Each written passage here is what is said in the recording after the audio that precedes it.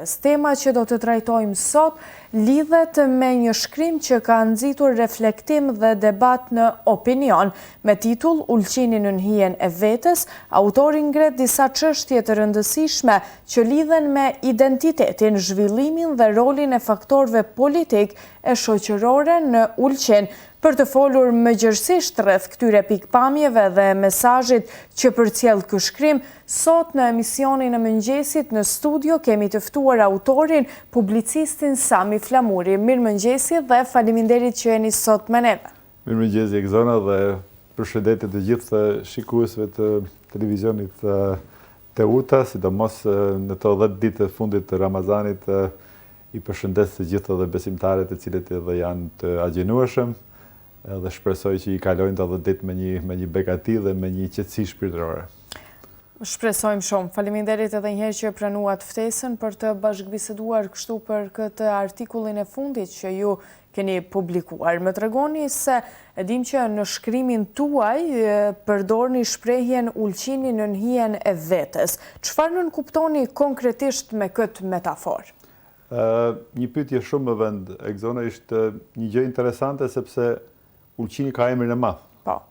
Edhe mbasi Ulqini ka emrin e madh, edhe Ulqini ka një histori që është me shumë lavd, ka një histori jashtëzakonisht krenare për një qytet që është gati 2500 vjet në këtë epicentër të çdo gjë që është duke ndodhur në shqiptari.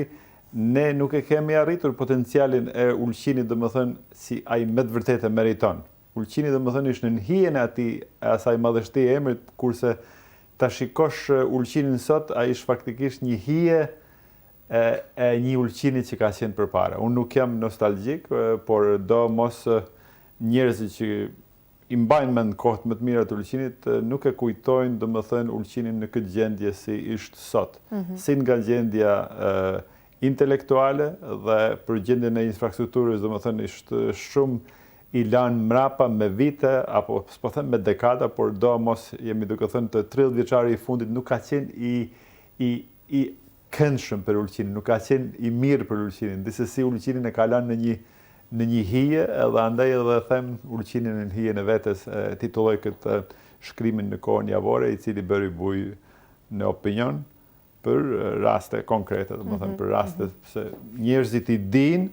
Por unë them, Egzona, po nuk i shkruajmë këto qasje që ndodhin në shoqëri, ato nesër do harrohen edhe nuk do ketë dikush bëj një referencë se çka është duke ndodhur me qytetin tonë. Andaj edhe ish mirë që të shkruhen nganjëherë. Patjetër.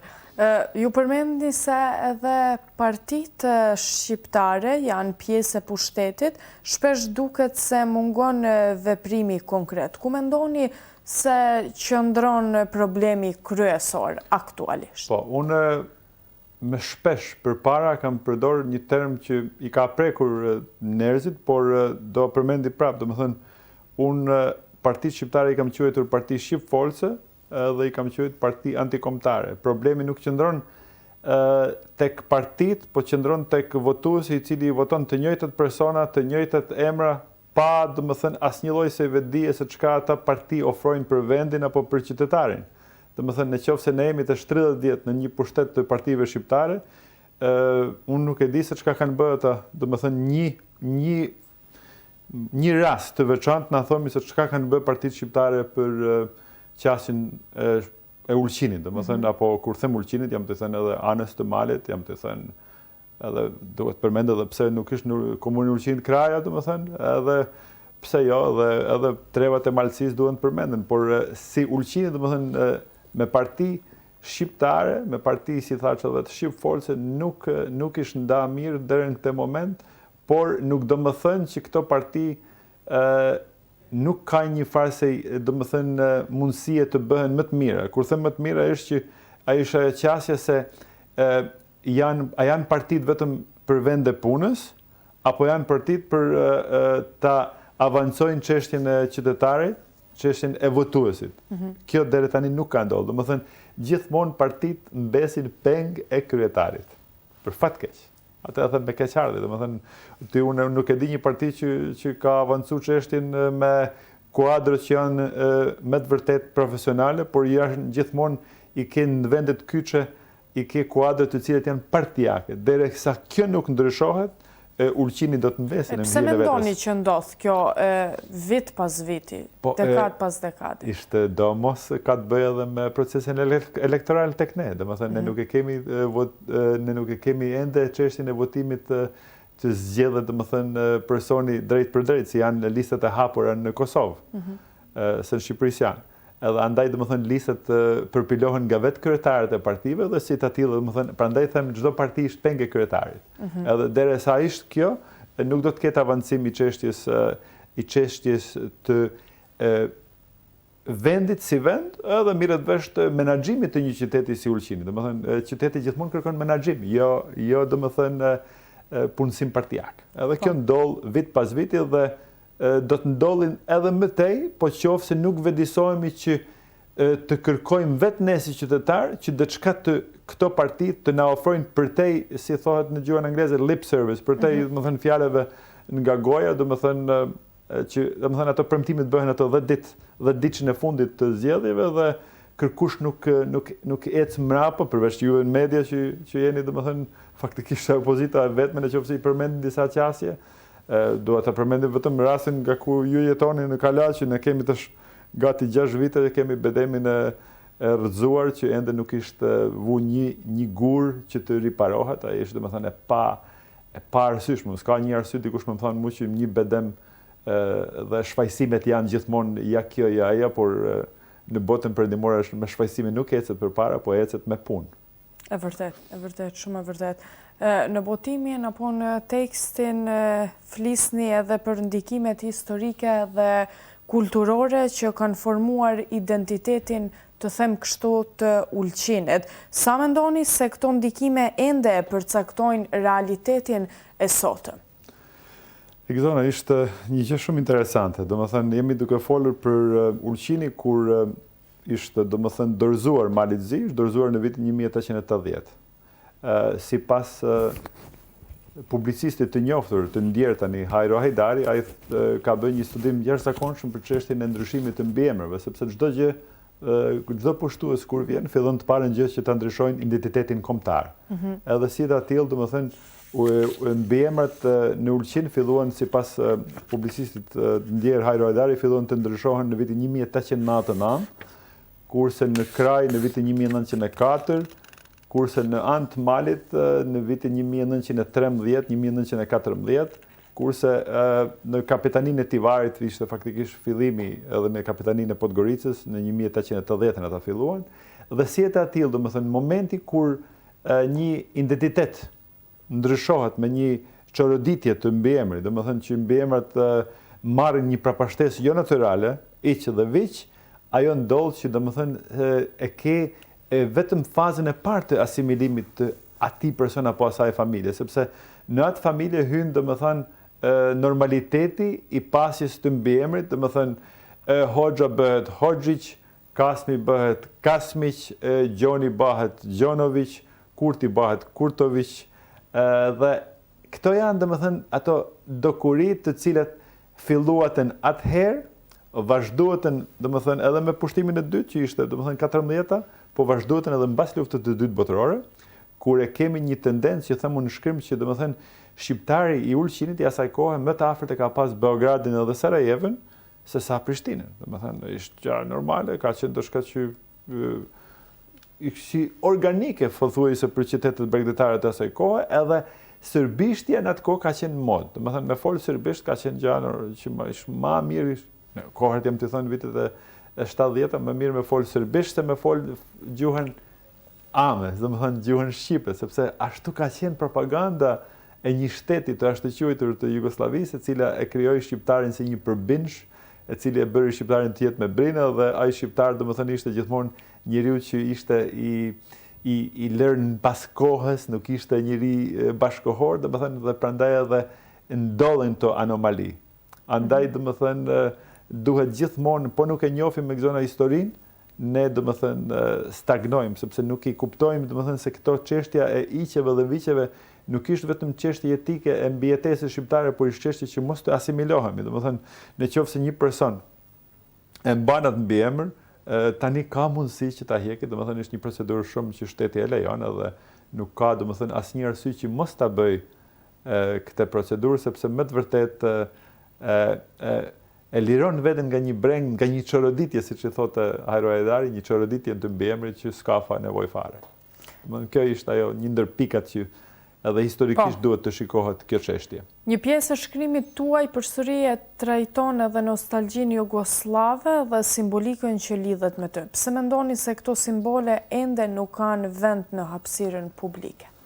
Tani po bëhet gati 46 vjet që Marshali Tito ka ndruar jetë. Domethënë ai ka vdek në vitin 1880. Më kujtohet me Naimi që na qenë 10 vjeçë kur ka luajt Ylli Kuqe, po Crvena Zvezda me Hajdukun e na kanë nal lojën në televizor, ish nal, thamun o zot, shikoj na donë pa lojën, është interesant që ka vdek Tito, por nëse populli jugosllav e kanë pas një krenari të madhe të asaj kohe që një ndër njerëzit më të ndritur të asaj kohe të ndroi jetë, por duhet të them që çdo vend në ish Jugosllavi ka pasur emrin e Titos në për shkolla, në për subjekte, në për domethënë në për shtëpia, fotografiat e tij, domethënë ka qenë një propagandë totale. Por në shkrim mund të them që deri vonë e kemi pasur në hyrje të qytetit tonë, e kemi pasur parollën e ish Jugosllavisë, Tito jemi ne apo Tito tos mi, që ka qenë domethënë të kaprit parë në gjatë që ka pa turistën në Luqin, ka qenë parolla Tito jemi ne.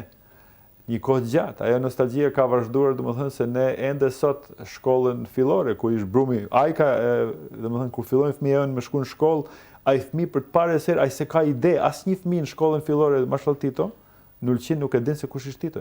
Domethënë, ai ishte gjë edhe këtë japi si propozim që në këtë shkollë mos i ndryshohet emri ish drejtorit të ndjerit, i cili ka vdekur tragjikisht, Dino Çobaj, që t'i vuhet emri i asaj atij emër, domethënë njëri i ndritur, njëri që me të vërtet ka kontribuar në këtë shkollë, edhe mbastaj vazhdon mbas Marshall Titos ti vjen tek shkolla mesme që është vllazërim bashkim, edhe kjo një parollë, një sistemi që ka rënu, ka herë rënu, që quhet vllazërim bashkim, një parollë që me të vërtet ishte dashakeshe që për ne shqiptarët sepse s'kishte vllazërim bashkim, ne ishim të përsekutuar në emër të atij vllazërim bashkimi janë vrarë në Tivar në vitin 1945 janë vrarë, domethënë gati 4000 veta. Ne kemi tash edhe një zotrin nga Malizi Zeković, i cili është duke rishiku këtë çështje e këzone dhe ta ringjalli këtë çështje që ta pranojnë edhe shteti Malizi këtë masakër dhe që edhe komuna Tivarit ta bëjë një farse i homazhit ndaj këtyre viktimave të ndjerë. Andaj them që edhe shkolla vllazërim bashkim meriton ta kenë emrin e Ulqinit. Pse jo mos më shkon në shkollën e mesme të Ulqinit? Ta kenë, mos t'i japim emra të përveçëm, por ta kenë shkolla mesme e Ulqinit. Domethënë kjo është një ndër propozimeve që un kam pas dëshirë që të vendoset edhe të vedisohen njerëzit. Domethënë edhe andaj edhe përmendi që nostalgjia ndaj Titos e bëri që ne në Ulqin ta kemi edhe një eveniment i cili me të vërtet që quhet Mundiali i miqësisë, i organizuar nga Pavle Pebgjonović, që me të vërtet duhet ta vuj dorën në zemër, unë Pavlen e përgëzova për këtë punë kur ja filloi. Domethënë ishte një nisëm shumë e mirë, ishte një nisëm që me të vërtet meritonte përgëzimin si ide, sepse erdhi ishte futbollisti i Hajdukut Splitit Ivan Gudel, bëri promovimin e librit, bëri një bujë mediale tek mediat dhe Ulqini u vendos, por nuk e shoh tani që vitin e 4 ne të shpenzojmë para si komunë për disa ish pensionistë të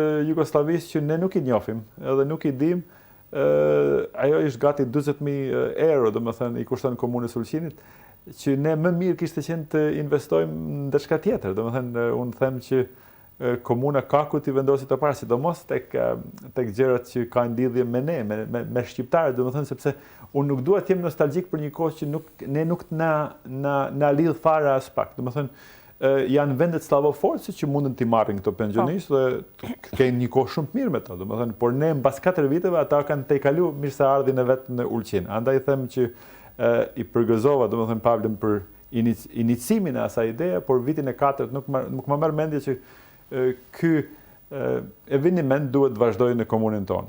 Jam më se i sigurt se nuk di, ishte edhe përkrahja ndaj këtij eventi ishte duke u venitur, domethënë se tejkaloi atë mikpritin e saj. Unë se shoh një pensionist që gati 80-90 vjeç të vinë Ulqin në shpenzimet e komunës për diçka që do të zgjasë 3 ditë për asnjë arsye, kur ne, po ta them një rast i konkret, ishte çështja se vitin e kaluar ishte çështja erdhën disa që luajnë waterpolo. Domethënë, por ne ishte komuna vetëm që kemi një fakt interesant tek zona që ulqinakët, fëmijët e vegjël nuk dinë të notojnë. Ne s'kemi një pishin ku një pishin të mbyllur ku do të mësojnë fëmijët me bëj notim apo një klub të waterpolos. Domethënë, shikoj se sa pare munden mu zhvillu në qoftë se vetëm fillon ajo ideja të shkon diku tjetër që mu çil spakut me ta pare mu çil për shembull një pishin, ti ke domethënë masonaj ardhin e Ulqinit me fsu me banet.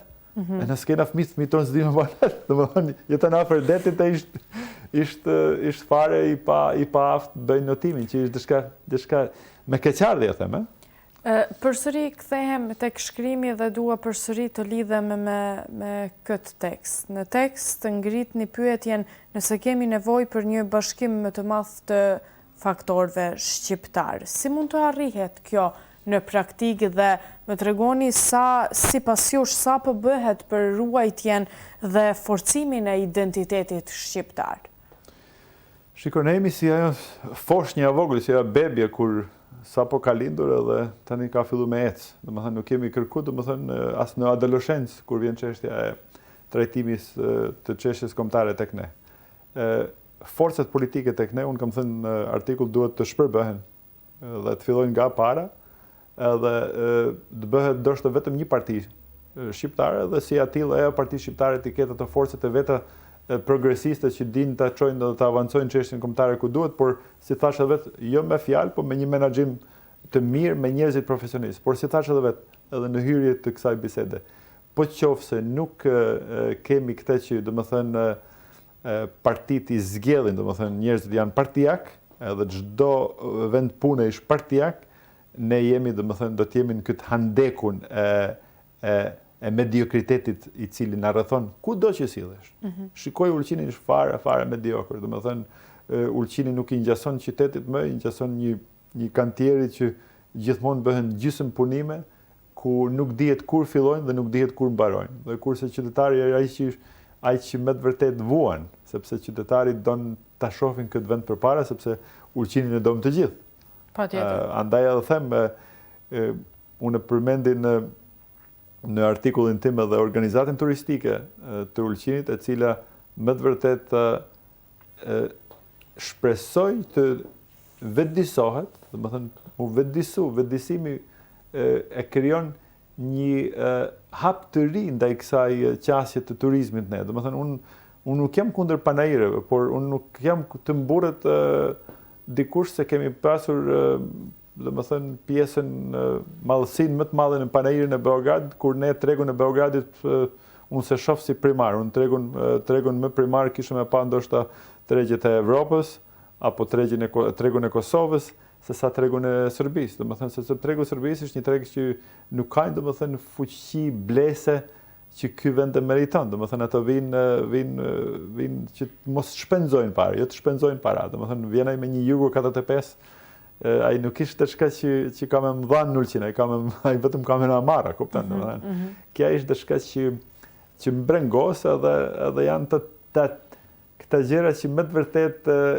vit pas vitit i ripërsërisim, por ndoshta duhet atë si gjithmonë me bë një farë ripërsëritje, ndoshta dikush edhe e vun vëmendjen që çdo gjë nuk vjen nga inati, po vjen nga dashuria që e kemi ndaj këtij vendi. Domethënë nuk kam asnjë meri personale ndaj askujt. Kjo është gjëja më e mirë, domethënë derën e kam hapur, por do mos nuk mundem të them diçka që nuk ishte ka domethënë pasoja që i lën mbrapa, që them mashallah, si them. Çfarë reagimesh keni marrë pas publikimit të këtij shkrimi, sepse nuk ka qenë një shkrim shumë i thjeshtë dhe ka folur më shumë se slogani i këtij teksti. Ishte bukuria e shkrimit ishte se e ka gjithmonë atë publikun e vet. Ky publiku që e lexon shkrimin më ka bërë telefonata, që më kanë përgëzuar, nuk dua t'i përmendi emrat veçma sepse janë mesazhe private. Por edhe Naimi kur e qiti në Facebook në Australi, domethënë pati shumë reagime sidomos tek ne reagon më së tepërmit jo ulqinakët vetë, por reagon diaspora ulqinit, e cila don ulqinin me i dashuri të madhe dhe ata i njohin gabimet dhe ata kanë dëshirë që ulqinit të shkojnë përpara, kurse ulqinit prandaj ende në hijen e vetes. Për fat keq e them. E bukur jo. Unë ju falenderoj që ishit pjesë e emisionit të mëngjesit. Faleminderit edhe një herë që gjetët kohën të bashkëbisedojmë për këtë temë që përzgjodhëm sot. Ju urojmë shumë suksesa edhe në botimet dhe studimet e radhës. Faleminderit. Faleminderit.